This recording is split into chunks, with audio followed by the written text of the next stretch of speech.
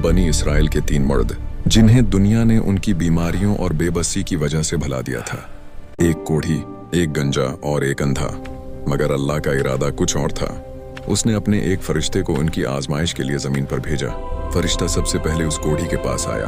उसने पूछा, तुझे क्या चाहिए? उसने कहा, एक साफ जिस्म और खूबसूरत रंग, क्योंकि लोग मुझसे नफरत करते हैं। फरिश्ते ने हाथ लगाया और उसी लम्हे उसका जिस्म कंदन की तरह चमक उठा। उसे तोहफे में एक हामला ऊंटनी दी गई। फिर बारी आई उस गंजे की। उसने ख्वाहिश की कि उसके सिर पर बाल आ जाएं और लोग उसे घन से न देखें। फरिश्ते के छौने से उसके सर पर घने बाल आ गए और उसे एक हामला गाय मिल गई। फिर फरिश्ता इस अंधे के पास गया जिसने सिर्फ एक ही दरख्वास्त की, या अल्लाह, मेरी आंखों की रोशनी लौटा दे ताकि मैं तेरी दुनिया देख सकूं।